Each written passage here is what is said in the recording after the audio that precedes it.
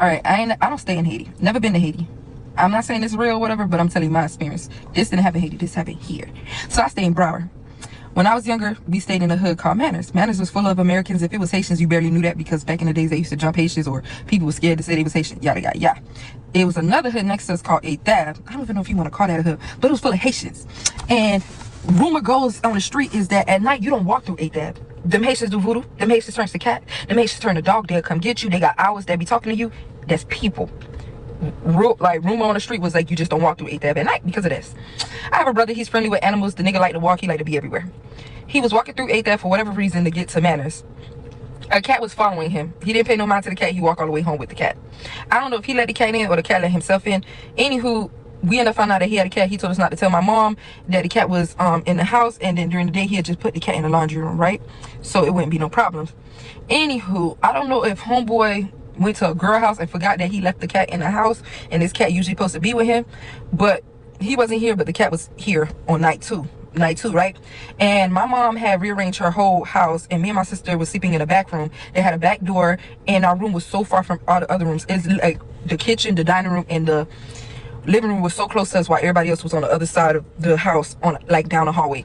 And I was so scared. I don't know about my sister, but I was so scared to use the restroom at night. Like I used to tell myself not to, I used to train myself not to even, you know, drink after a certain time or use the restroom because I was so fucking scared. Excuse my language. So one night, that same night, night two, the cat's there. I don't know what the hell happened. I probably drank juice, whatever. I had to pee real bad. My sister like she couldn't wake up.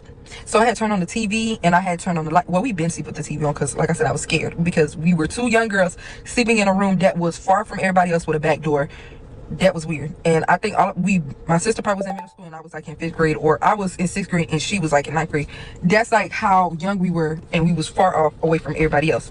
So I had to use the restroom. So I decided to open the door slowly. I don't know why I looked into the kitchen because really I need to go across the house to go use the restroom. But I took a glance at the kitchen or whatever before I opened the door wide, and I seen the cat on 2 legs walk into the kitchen, and then it looked like it was doing a little dance for a second, and when it turned around, wow, on 2 legs, it looked at me and it was startled. It dropped down and sprinted towards me. I shut the door fast because one, why you just looked at me like that and running towards me? So I shut the door fast, and then I kid you not, yo, this cat was so little. The fact that this cat was trying to get into the room and putting so much pressure to the door, I promise you, I don't care when nobody be like, oh, you young, it probably was traumatic, you made it. No, that cat was pushing that door hard as hell. And then the fact that I'm like telling my sister, wake up, wake up, wake up, the cat trying to get in the room or whatever, she thinking I'm saying that like a person trying to get in the room, because I didn't even notice at the time because I'm panicking. The doorknob is turning at the same time. What cat knows how to turn a doorknob? And what little cat is stronger than a freaking middle schooler? Like, what cat has weight to push a door open? Like, I was struggling to keep that door closed type stuff. So that door could not lock at the time. Oh yeah, I forgot to tell you, it couldn't lock. Hence the doorknob was turning. So me and my sister hurried up. We put a bunch of clothes. I don't think she even remembered this, but we put a bunch of clothes, and then we slept on the floor, like on the door with a bunch of clothes that was blocking it. Like, it was ghetto. It was ghetto. The next morning when I heard my mom, I woke up, I got up so fast, and then I moved all the clothes, like the basket of clothes, away from the door. And I told her, I was like, hey, so-and-so brought a cat the other night, and then the cat was walking in 2 legs in the kitchen and see me and ran. They tried to come in our room. She thought I was lying.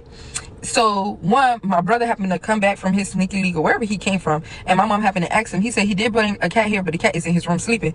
Mind you, let's be real clear.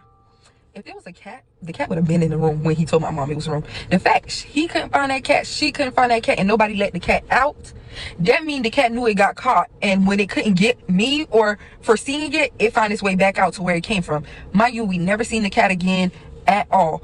All I know is whoever that was on 8th Ave that turned into a cat and came to our house, you really traumatized me, because I don't even play like that with animals anymore. Like, I love animals, but to an extent, because I be quick to, okay, because of whoever that is. So whoever mama, grandma, auntie that was, y'all wrong for that. Y'all wrong for that. Because one, we was Haitians. Even though back in the days in Manners, you barely knew who was Haitian because they was out of, you know, trying to hide it or whatever. But we was Haitian, so I don't know why you did your own people like that. But yeah. After that, my mom told me a story how in Haiti these people used to turn into animals and they would go for little kids. So they had this thing where like you couldn't go outside at night. If somebody called your name, you did not look back, you did not answer. They just didn't allow animals in their home. Like my parents were very adamant about Zanimo is Zanimo, they're supposed to be outside, like you don't bring these things inside.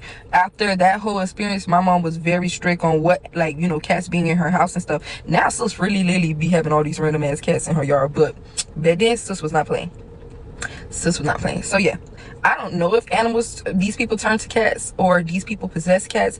I just know for a fact it was a cat that was walking on two legs and was trying to open a door and had more strength than me, and disappeared the next day when everybody went looking for it, but nobody opened the door and let it out. I would have beat my brother's ass. We would have been squaring up. Because why did you bring this home into our Haitian household? The fact that she said the cat was small and it was jiggling the handle like it had a thumb and 4 other fingers would have been it. It would have sent me. I would have been done for. This next video belongs to a TikTok creator